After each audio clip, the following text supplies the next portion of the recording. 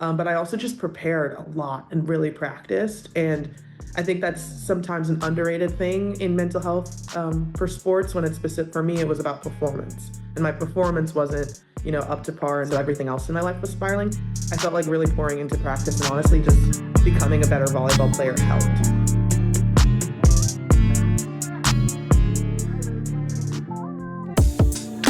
I made it through the rough time.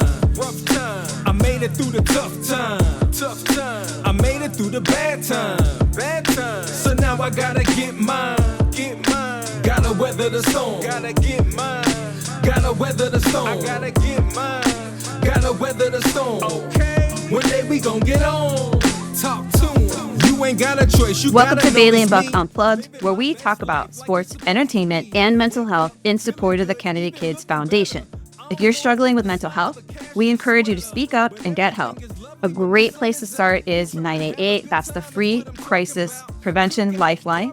Or you can check out the resources tab at kennedykids.org. If you are in an absolute emergency, please dial 911.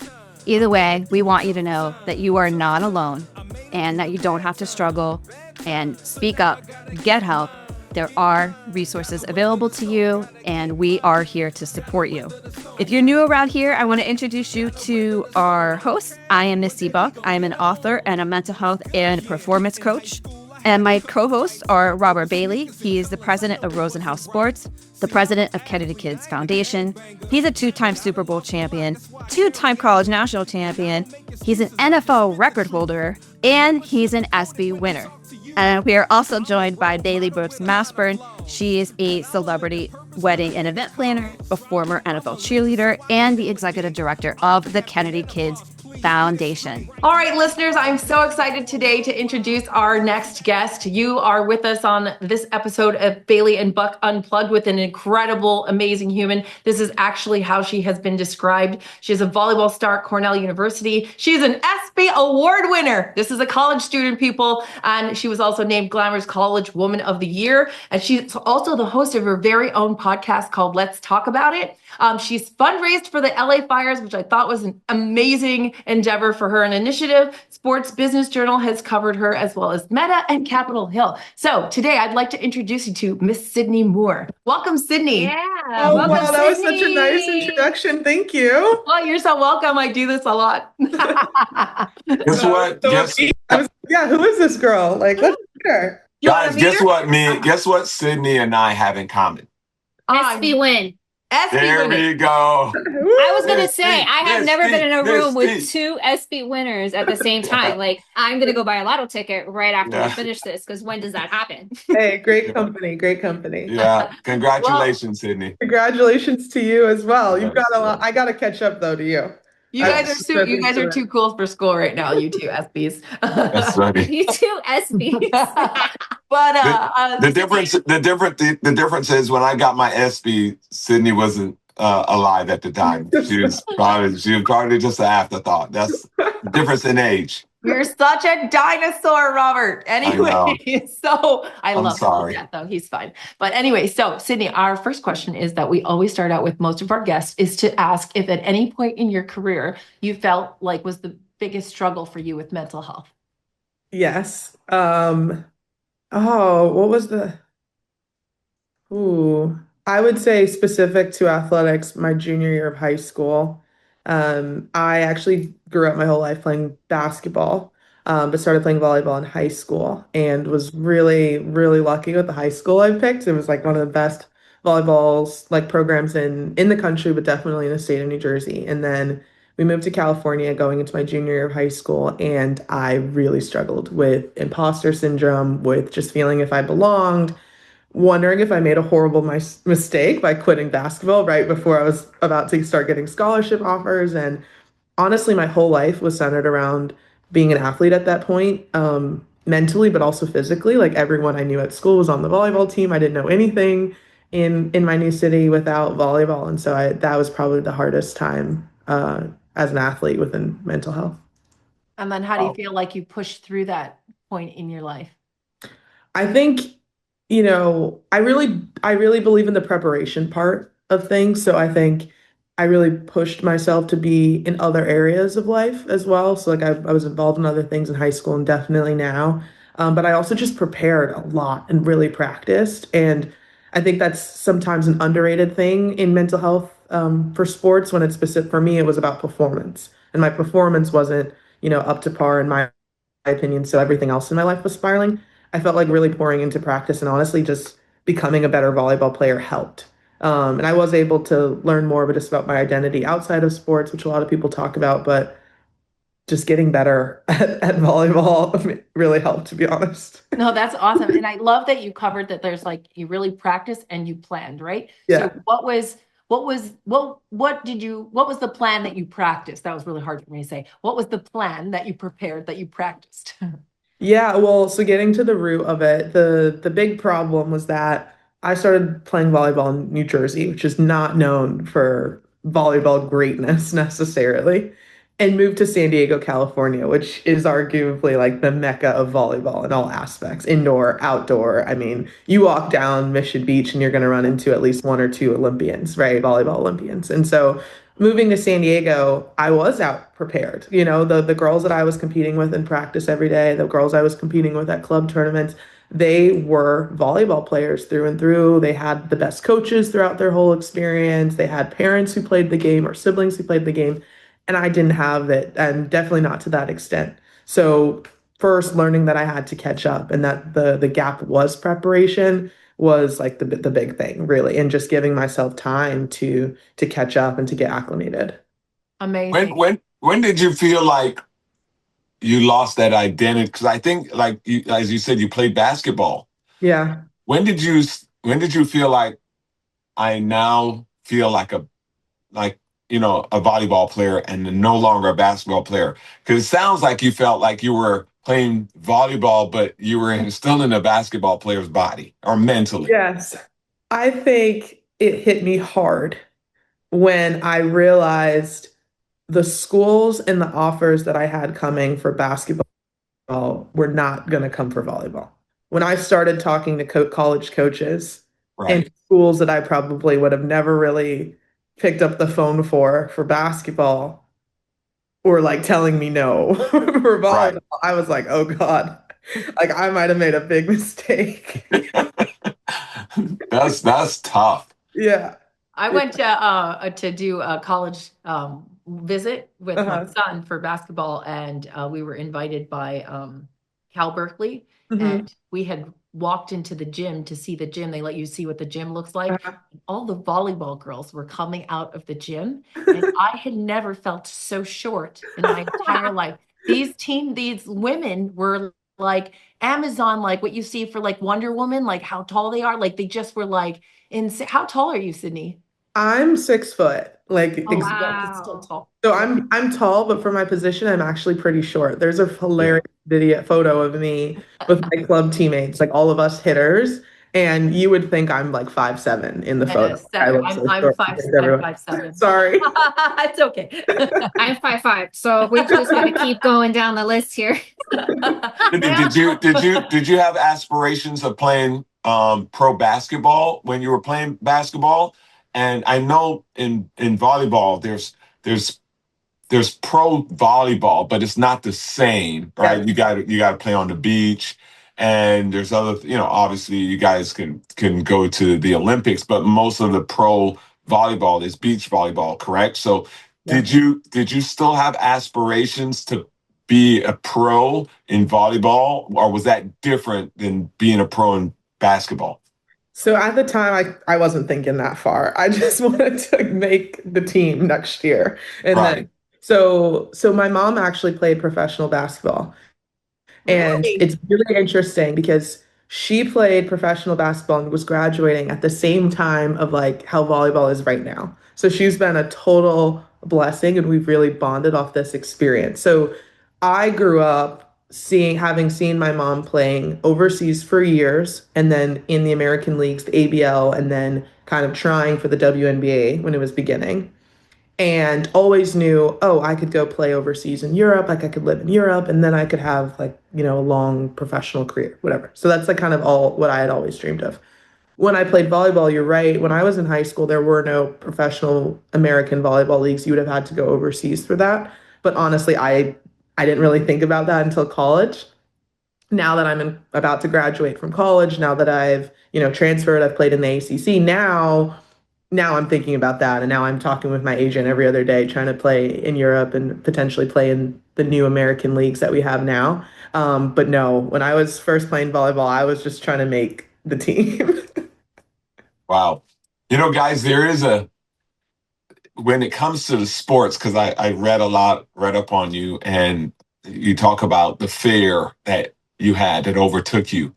And I thought about, when it comes to playing a sport that has the pro level after the collegiate level, the level of fear that's among the athletes is a lot higher than playing a sport that doesn't have a pro league after college, right? Because hey, I'm going to college, I'm going to study, I'm going to play my sport, and after that, I'm going into the world of corporate and trying to find a job.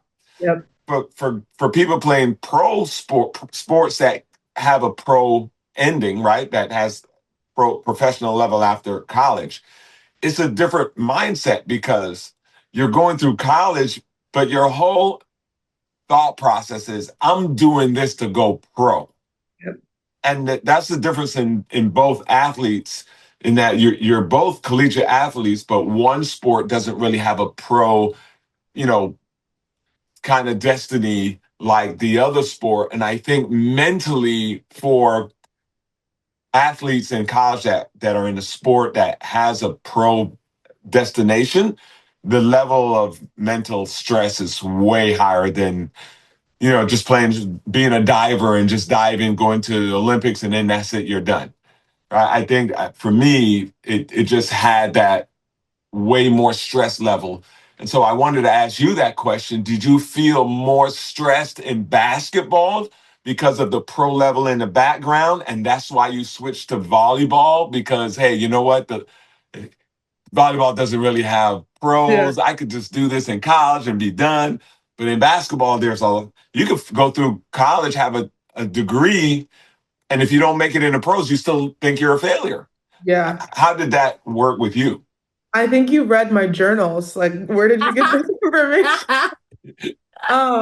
No, you're 100% correct. Yes. I say it all the time, but yeah, I played basketball in an environment, one where I was like, I say this even now, like I was weirdly competitive with my mom. I felt like I had to do what she did or better to Right, be cool, to have value in a way, or to be successful, right? Like, oh, all the work that you put in, like I have to reach what you did or better. And basketball, like I was playing AAU, I was playing like Nike EYBL level teams and stuff at 13 years old, traveling across the country. And specifically, actually, I also played for a program that was in Paterson, New Jersey, where a lot of the girls saw athletic scholarship as their only way to getting to college or paying for college. And so right. there was a social pressure as well, being in the program, that you were doing this for more than just, to play the game that you love, that you were doing this for a greater purpose. So there was a lot of stress in the environment. It was like you have 2 years until you go to high school, 4 years until you're in college, 4 years until you're making the WNBA or going elsewhere. And I don't think that that comes up a lot in women's sports. People think that's just men's sports, but it happens. And it got to a point where I couldn't imagine going for another summer. God, like I wasn't even in high school yet. Like, what do you mean? Like 4 years of high school, 4 years of college? Like this is the work. This is the most stress and fear that I've had. Like I mean, our coaches, looking back, I wouldn't change it. I think I learned a lot from the coaches that I had, but like you could put them in the toxic category. Like they were betting on us, Right. they were screaming at us. I had a coach yell in my face in front of Gino Oriama at a tournament. Like it was crazy. Oh Like, no. I'll share this story. I think it's like it really explains what I've learned and why I was able to kind of get out of that piece was going into my junior year of my sophomore year of high school, sorry, right after my freshman year of high school. I went to Stanford basketball camp. that was my dream school. And even like get like camp invites in the mail, I was like, this is amazing. And camp is the first time that you get to talk to these college coaches. And so I'm talking to Tara, like Coach Tara, I'm talking to her staff.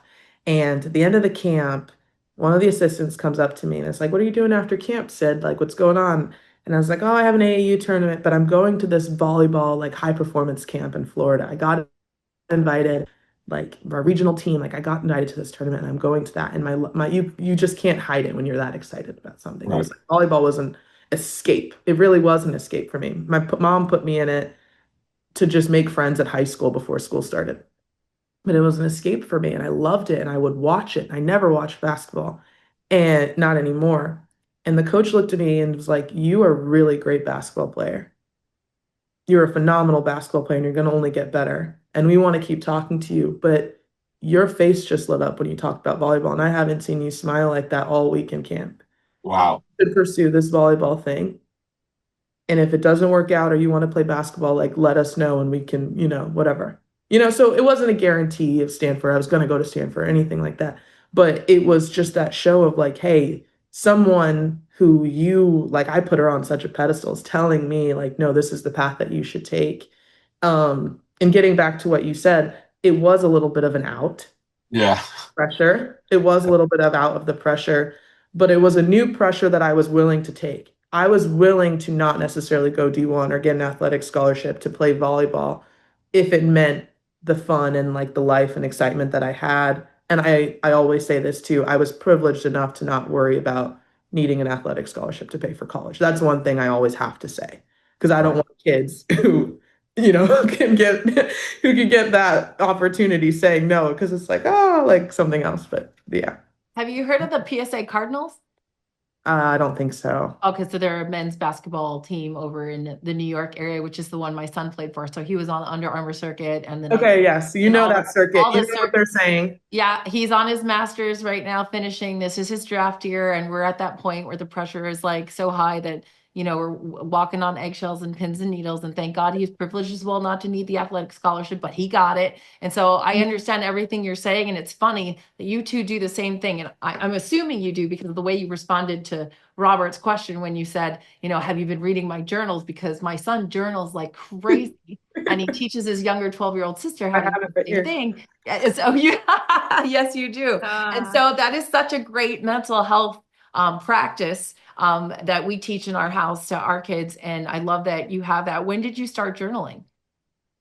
I was journaling. Okay, do you remember I don't know if you were watching them. I don't know. I was watching those commercials and it was like the secret password diary. And I was like, Yes. Oh, when I yeah, was yeah, yeah. younger. And I was like, I want that, Mom. I want that. She's like, here's a notebook. You don't get the one with the Yeah, secret we're not. password on it. My stepdaughter had one of those. She loved it. Of Here's a course, because hers notebook. was locked, but Sydney's mom was Yes. like, no password for Here's a you. Here's a notebook. Good luck. composition Yeah. notebook. Yes. And I've been journaling since early middle school, probably for Wow. most of my life. I actually even went out after like when we moved to California and realized all the wildfires and bought a fire safe box just for my journals. And I Oh, have wow. 10 or 12 journals in a fire safe box. I have one of the keys here in Syracuse and I keep it because I think that's probably one of the most valuable things that I have. Wow. I never journaled before. I never thought I would want to go No? back. I never thought I would want to go back and read what I did in the You past. can burn them. Right. I'm putting that in my will. If anyone finds my journals, just burn them, please. Yeah, because for me, what I remember talking about journals to like different people who journal when I was in high school, and I was like, and they talk about putting the good and the bad in the journals, and I just could not in my head I couldn't get around that concept that I would want to go back and read the bad stuff. Mhm. So I remember trying to start, but then I was like, I can't do this. I Right. can't, I can't go back and read stuff bad. So I'm the type that just like, Mhm. I do the wrong thing. I like put it under the carpet, put the carpet over it and keep it moving and Yeah. never look back under, So I never got into journaling, but I'm sure there's some, healthy, advantage to doing that? What does journaling for you guys? How do you guys look at journaling, Misty? Like, what's the process for that? Because I never understood it. I mean, everyone has their own unique way. I've been journaling personally, so it's honestly, so I'm a writer, right? Like that is my thing. That was what I was born with. That's in my soul, right? So as soon as I could start writing sentences, I had a journal, and that's what I was doing. I mean, I remember like early elementary school, probably like second, third grade. Like it might have been just been like boys that I liked. Like I like so and so, but I had kept a journal. I was always writing it down, right? So I think everyone has their process. And one exercise that I really love, Sydney, I don't know if you've ever tried this or not, but it's something called a brain dump exercise. And basically, you've done this. Okay, so maybe you can explain it better than I can. But basically, the concept is that you can set a timer if you want, and you just write like anything that comes to mind. It could be bullet points. It doesn't have to be complete sentences. You're not stopping to judge. You're literally just dumping whatever's on your brain and writing it out, because the writing gives you an actual physical outlet in the way maybe that working out might, right? That we don't think of, but there's like a physical outlet that comes from just writing it down and letting it out. And I've written things that sometimes, Robert, I put in the shredder afterwards, or I burn, because Oh, it's so it feels to me like so ugly that I'm like, I don't want to revisit this, but I needed to get this out. right. And there's a So clarity to the process too. Like if you have to work through something and you just start writing it out, you yes, start actually seeing what, like, if you don't have the clear picture of it and you just start writing what it is, then you can formulate the clear picture of it and then build a plan that you can put into practice yeah, later on yeah. because you've written all this stuff out. It's It's an interesting. outlet. It's interesting that Like, Misty said she's. like all my journals Oh, that's on my nice. desk. Oh my God. Like it's like I write all day, every day. Like I carry a pencil case still, which is really It ridiculous. must be a woman thing because I don't have many friends that journal. And the Yeah. fact that Misty says that some of hers she burns or throws them, rips them up and Yeah, throws. Do yeah. you guys rip any part of like Sydney? Do you rip any part of your journals up that you don't want to look at? I don't rip them up. I actually, my journal, it's like a person I avoid when I have a problem. Like when I, when you Great. just like, you finally like have had it and you've just reached that level. Usually when I realize, oh, I've had it and I've reached a level, I look back and I'm like, oh, I haven't journaled in a month. I haven't journaled in 6 months or whatever. Like that's kind of where it comes from. But it's funny that you said that of like it must be like a woman thing. I think a little bit it is. Little girls are given journals. When I left for They're college, called diaries when yeah, we're little. Yeah. Yes. when I graduated, I was given a journal. Those are their gifts or things that, young Yeah, girls guys are- don't get diaries or journals. I know a lot Jay of men Junior who journal, does. actually. I do Jay know a lot Junior of men. journals like crazy. Yeah, He's the see? one teaching Heavenly, and his dad gifted all of us journals 5 years ago. Like the whole family got journals at Christmas. So Jamal Senior also journals as well. Like he's got Yeah. like my books are like in his office, all his match. They're all the same size. They're like 8 by 10 with those black nice fabric outside, and then he doesn't label the exteriors, but like randomly I can grab a composition book anywhere in the house and think it's empty. The minute I open it, all the pages are full and he's written in the whole thing. So they're everywhere. Like it's I don't know what where he got that practice from or how he started it, but I know I started it the way Sydney mentioned with that whole diary thing, because it's like the one of those gifts you buy girls for birthday parties, like a diary is a cute, Yeah. it comes with a lock, it's got a little pretty key and a cute pen with like a feather guy or a troll on the end of it, like Roll on the end of it. and you do the she had one, that's why she's laughing so I'm laughing because we're aging ourselves. okay. For sure. Sydney, do you remember your last time playing basketball like competitively? Do you remember that day? And how do you feel about like that ending point for basketball? And the same question for volleyball. No one has ever asked me that question before, so thank you. And I do. The second you said it, I remembered it right away. Um, so right before I decided to quit, for sure, or I decided to quit before I was like done, my mom and my dad were like, okay, part of, you love volleyball, but part of the reason or your problem with basketball is this team, is this environment. Let's try to put you in a new environment. I had this very specific thought that only being in the EYBL circuit would get me where I wanted to go, and that I had to be at this specific level. So like they put me on a different team for a summer. And I was playing with that team for the summer. My last basketball game was monster. It was a great game. I was a very defensive player, tons of rebounds. Like it was a really scrappy game. And our coach was like talking about the team at the end. It was like Sydney's defense, like I've never seen her play like that. Look how aggressive, whatever. And I told my mom about it. She's like, because you were done. Oh, It's yeah, like because because you had you no were free now. fear. You were free. You had, Yeah. like you weren't getting worried about getting injured. You weren't worried about coach never putting you back in because you made a mistake. You weren't worried about the scouts Wow. that were looking at you. You weren't worried about any of that. And that rings true for everything that I've done in my life, especially in sports. But that was my last basketball game was probably one of the best games I ever played. And I don't, I was fine leaving it there. I was terrified, but I was Right. okay that that was probably going to be the last one I played. Sometimes I've missed it. I've considered, emailing the head coach and being like, hey, can I come on, while I've been in college. But, especially with that NIL stuff now with the 10 Right. different schools, I'm like, oh man. But no, thank you for asking that. Yeah, I remember that. It was free. And what about volleyball? My last volleyball game so far. Yeah. Well, she's Or, still Yeah, playing she's though. still Yeah, playing. I know, but She's not I'm done. saying that oh, I'm saying just like not necessarily your last volleyball game, but I hope not. are you happier in volleyball than when you know what I mean? Like, are you happier playing volleyball than when you were playing basketball? It's funny that you said that. I think I have gone through similar moments playing volleyball where I have felt the stress and I felt the pressure and the anxiety. Um, but I've never been so like, I've never been in a volleyball practice hoping that it would just be over and I didn't have to play. Right.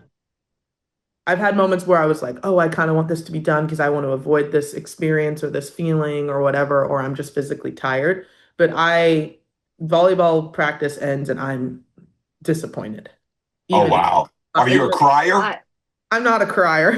You're not a crier. So Not you really. Maybe if wow. I'm frustrated. Like I'm so frustrated, I like want to cry, like just to get it out because I try to control like what I say. But even my last volleyball games and stuff, as a college athlete, were pretty emotional for me. I think I did cry in those. Yeah. Oh. So you got to I, college, you found out that like you had made the right decision. How did you get to college? Was it a scholarship option? Like what happened? Tell us the story for that. Because I know earlier you covered like you felt like you'd made this huge mistake and you weren't going Yeah, to get these college offers. it's insane. So kind of like I said, I moved in the middle of high school, so it was kind of complicated with the recruiting because coaches are like, wait, we thought you were from California, like we can't find you on these rosters. And so I was really lucky. I had a lot of people in the volleyball space who helped me with my move and told coaches about me and told club teams about me when I moved.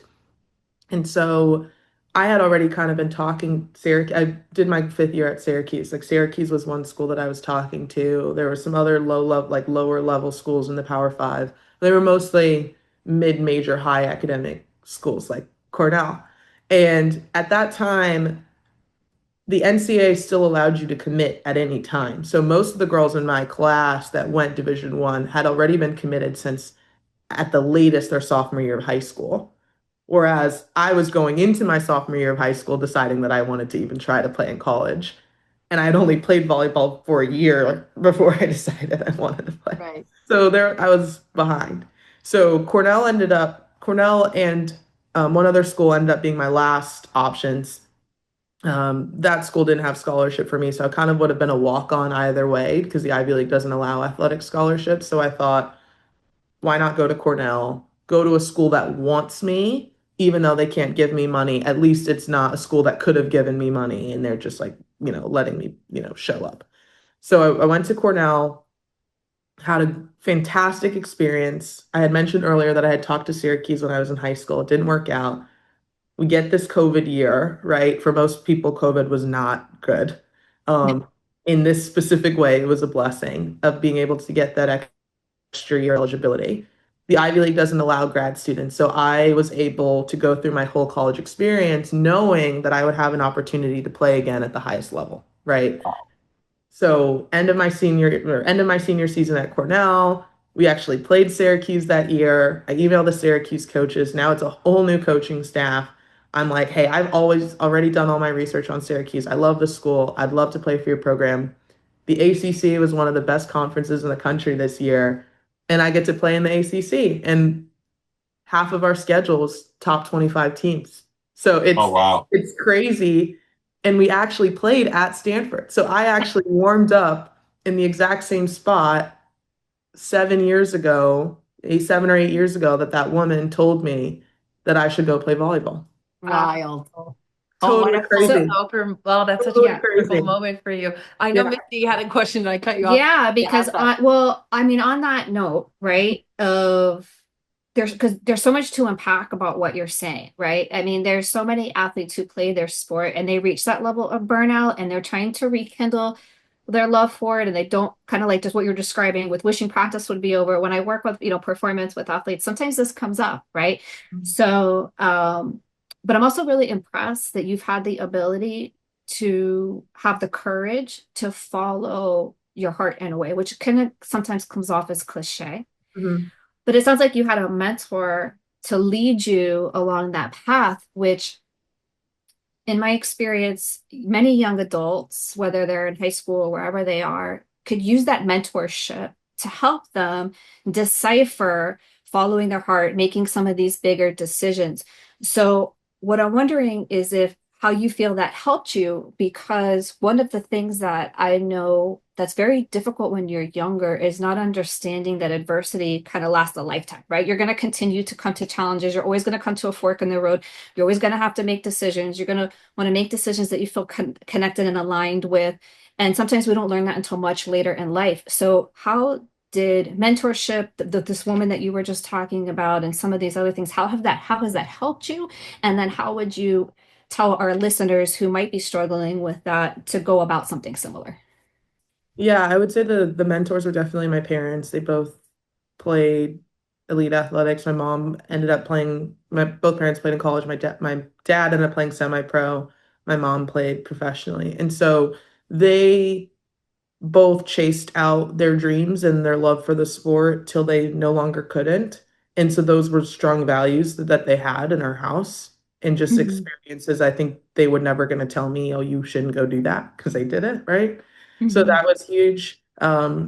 They both set up a great foundation. Like I keep saying, like there's privilege part of this too. Like they both set up a great foundation where I would be able to go to school, that I had the resources I needed to play for the teams that I wanted and all of that. So that was another thing. For them, the what's the worst thing that's going to happen?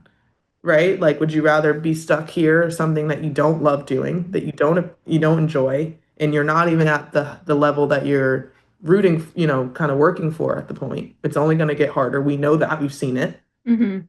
Would you rather be stuck in this thing that you already know isn't working or try something new? And the perspective for them was if volleyball doesn't work, then there'll be something else. Mhm. Right? Like we'll find what is the thing that you love and that you can do, and we're going to support you in that. And then, but they made me work through the hard things. Like my freshman until senior year of high school, there were only 2 seasons where I consistently played. Um, you know, Li- Right. like so I was sitting the bench, I was giving my all in practice, but they made me sit with that. They didn't go up to the coach and tell them, "Oh, well, Sydney, this is Sydney's dream," and blah blah blah blah blah. Like they made it very clear that Right. what it was going to be. But when I got home, they also gave me that encouragement of like, yes, you're sitting behind the bench, but you're sitting behind an Under Armour All-American. So Right. like Mhm. you like don't, question yourself completely. It's good that you want to keep pushing, that you're not satisfied, but they also, kept me up and reminded me of who I was and what I had succeeded in. And my coaches were the same way. My coaches, when I would go into practice, my volleyball coaches, when I would go in, hey coach, like I know that I probably won't play or whatever, or what can I work on or what do you see? They told me the truth. They put their time in me as a player even though I wasn't a starter. And that's what I always tell like girls on my podcast or different things when they ask me questions about recruiting and playing in club. What is what's the environment you're going to be in? Even if you're not necessarily succeeding, what's the growth happening in the background? Because your time's always going to come. Right. Yeah, I love that. The growth happening in the background. Yeah. I love that term. I wish everyone could just go write write that down, right now. I don't care what your age is because, I think that that's so important. So like, what would you say to a young person, whether they're an athlete or not, who maybe is facing some adversity right now? Maybe they're facing some choices in their life.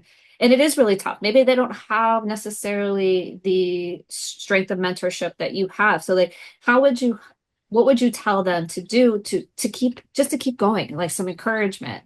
Yeah. Ooh, do you mean like within sports, or do you mean they're just struggling mentally in general? Either way, we have listeners Okay. that fit both. I mean, it Okay. could, whatever you're more comfortable answering we'd be more than happy to hear because usually sports is applicable to life and vice Yeah. versa. So So I would say there's two parts of it. One is the very empathetic part where if you don't feel like you have the ability to make moves right now and you don't have much more to give, I think it's just getting through it. And what is the thing that I absolutely have to do today, or what is the thing that I have to tell myself to keep pushing through? And then you just do that and you don't optimize. You just you just keep pushing through because eventually something will happen that will change, right? Like you'll have a teammate that told you you had a great yeah. play, or you will get in the game, or someone will smile at you. That will happen. You just have to wait for that. So chop wood, carry water. Yes, yes, yeah, exactly. Yeah, exactly. Okay. And then if you think you can take action and some of your frustration is because you feel like you're not where you want to be, I would say look at where you want to be, or the people who are where you want to be. Understand what they're doing or what's required to get where you want to be.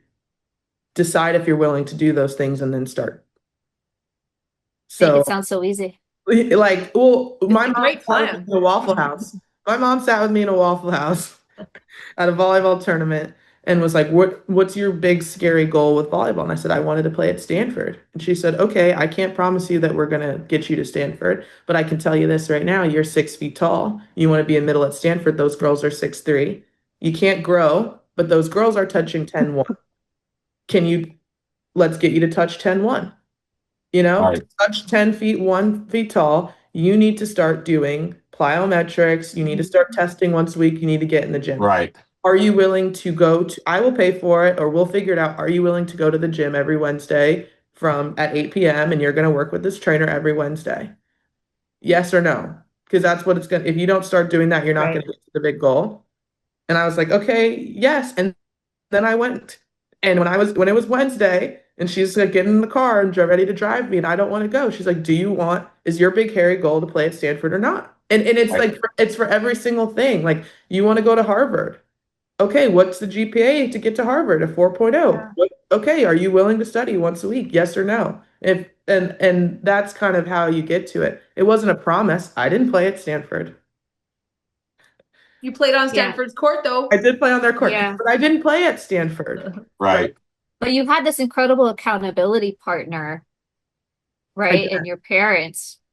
And you had the discipline and the drive yourself, which not everyone has that self motivation. We say we want things, but not everyone is willing to put in the work, even with the right mentors and Right. accountability and all that. People say, yeah, yeah, that happens to me. People will come to me. I want you to help me with my mental performance. Okay, what are you willing to do? And I can't get them to do like very simple things. And I know you don't really want it.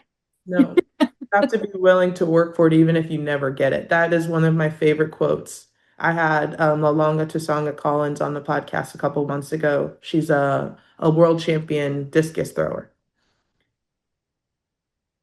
She said, if I never get to the Olympics, I still will continue doing this every day because I love it.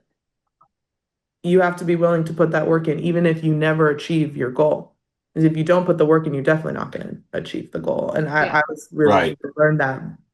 Robert, I bet you see that a lot. Sounds like hope, I Yeah. think that when I listen to you talk about that, it sounds like the definition of hope, right? Keeping it alive and, otherwise, what are you doing it for? Mhm. You know, um, which for athletes, makes it's big in the world of athletes, right? Just keep fighting, keep going, even if you're not gonna, be the starter, you still show up to practice, you still give it your all, you still study the film, you still do all those things. And she's 100% right.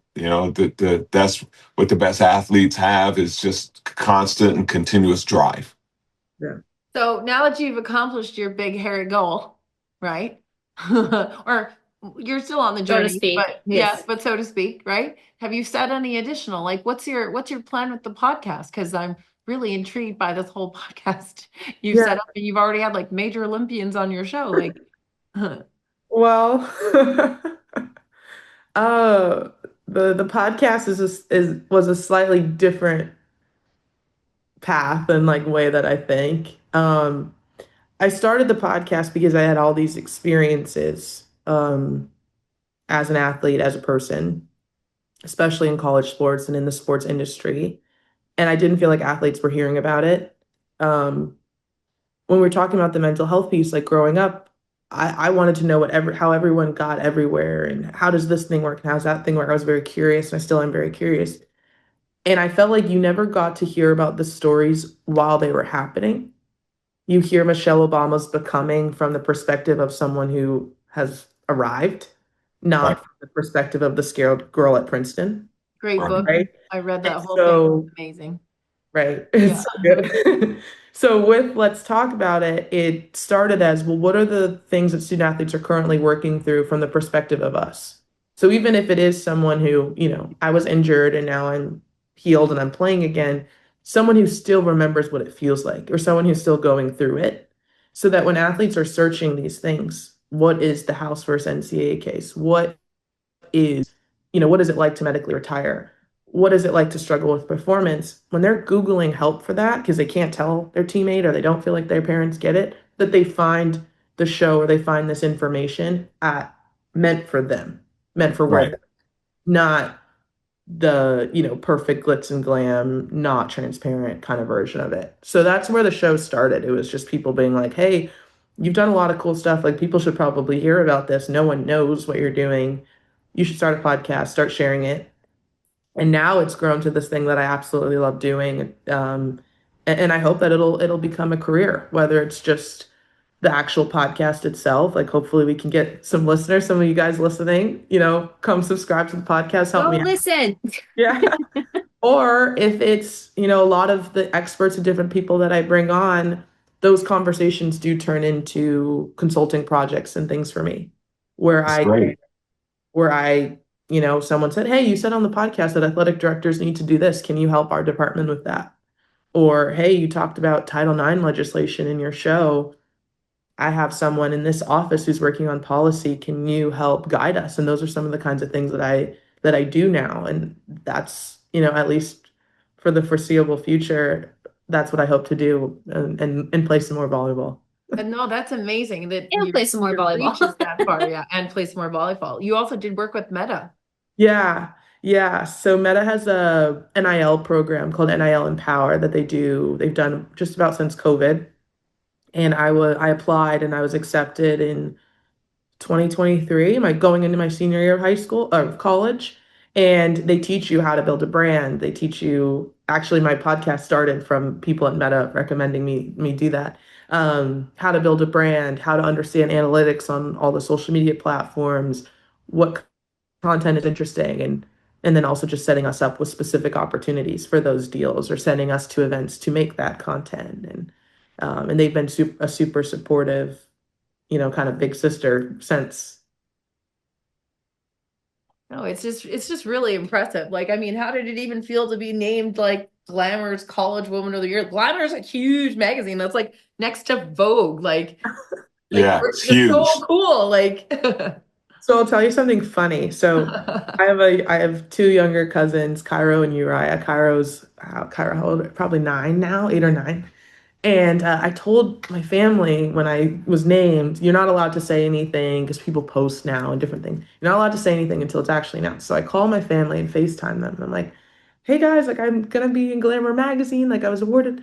And Cairo's like, so you're not gonna be in a fashion show? oh no. Like, did you hear the words coming out of my mouth? Doesn't care. She's like, oh, you're not a fashion, like, you're not a model, don't care. Just like keep it Yeah. moving. So, But but did you get to do a photo shoot? I haven't actually seen the I article, didn't. I unfortunately. didn't. Ah, I'll send the link. I didn't get to do a full photo shoot, but I sent them in, I sent photos in. There was actually a couple of us that were named, and we were all named Glamour Women of the Cool. Year.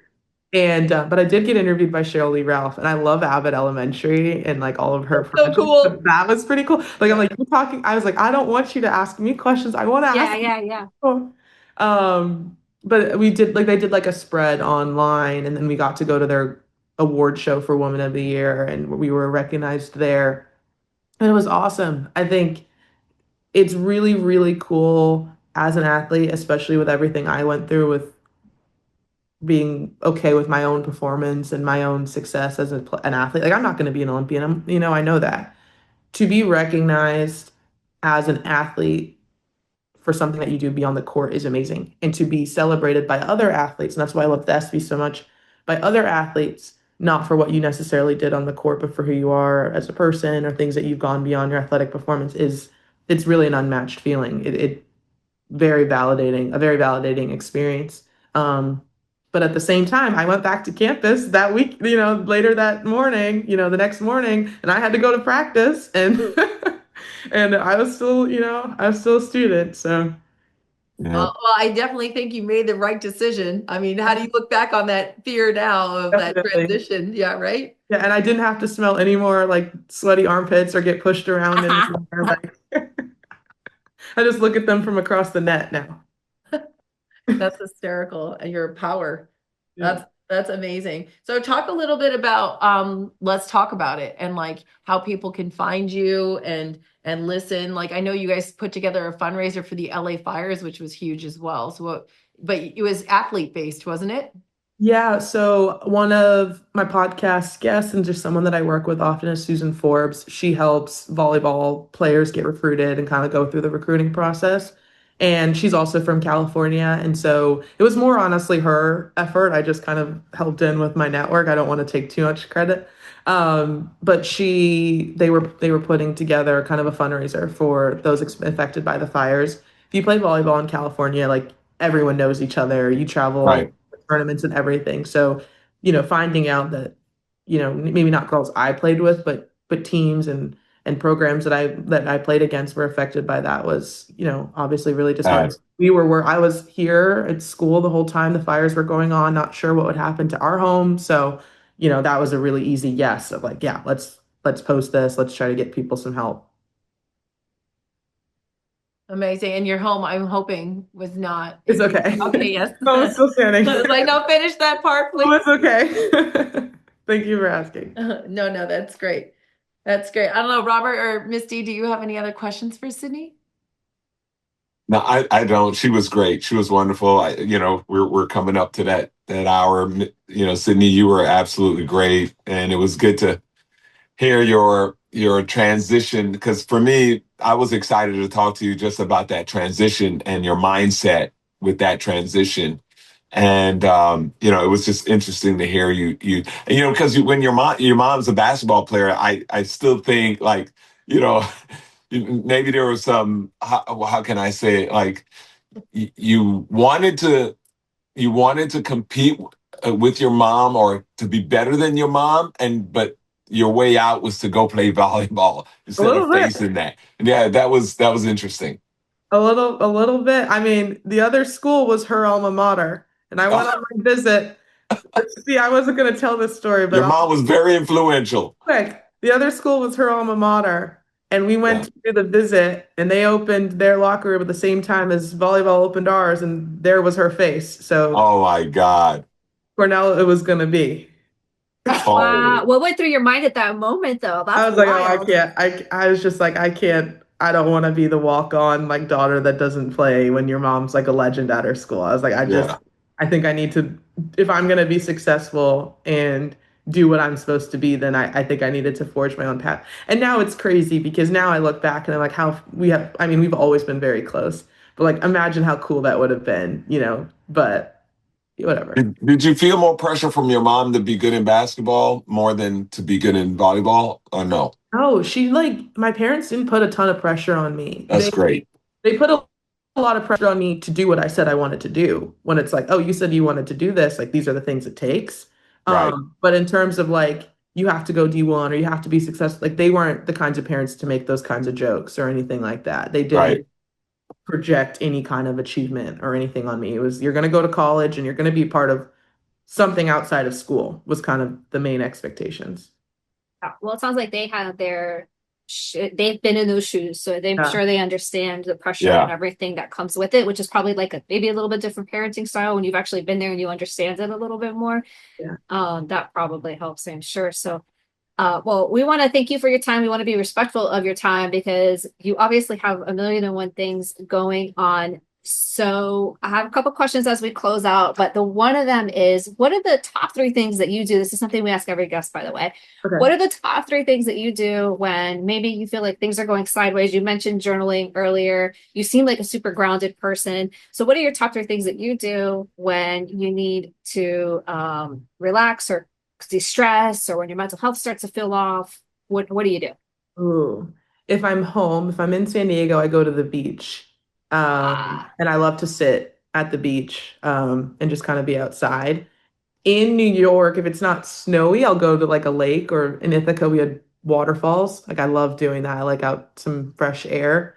So that would be my other. And then honestly, TV. Like I love media and content. Like it's really funny that I didn't just pursue media and podcasting and stuff from the beginning because I think I've watched most of Netflix, Hulu, HBO, Stars, like Apple TV. I've seen everything. So those are kind of my favorite things to. So something by the water or consume Yeah, I'm media, either which feeds outside, that part of your brain. I'm either outside or like Yeah. not moving from the couch. One of the two speeds. Cool. I love that. I thank you for sharing that. Some people might be like, I don't want to say I said in front of the TV, but there's a purpose behind it for you. There's a personal connection to it. So I think that's a beautiful thing, So tell us, how can people find you? How can they find your podcast? Yeah, so you can follow the podcast on all platforms at LTBI Pod. It's Let's Talk About It. You'll see me in orange in the back. And then on Instagram, it's Sydney.Moore, two S's and two M's. Love it. Well, thank you so much for your time, Sydney. We certainly have learned so much from you. So we want to appreciate and just say thank you so much again for carving out the time to be with us today. And we want to remind all of our listeners, if you are struggling with mental health, please make sure that you dial 988. Even if you're not struggling, get that number in your phone, share it with your family and friends. If someone is going through a crisis, they can use that line. Of course, if you're in an emergency situation, dial 911. But if you're looking for additional resources, check out kennedykids.org. Click on that resources tab. We have all kinds of information available for you there. And as always, please like, subscribe, and review the show. Help us grow our base and help us spread the message of mental health awareness and why it is so important, and why conversations like the one we just had with Sydney is just super, super important. Because you never know, Sydney, you never know. Someone might hear something that you say and it turns a light bulb on for them. Yeah. And so we want to say thank you for that, because your unique Thank you, Sydney. gifts just really shines through today. And we're just, again, so appreciative. Thank you, Sydney. I made it through the bad time. Bad time. So now I gotta get mine. Get mine. Gotta weather the storm. Gotta get mine. Gotta weather the storm.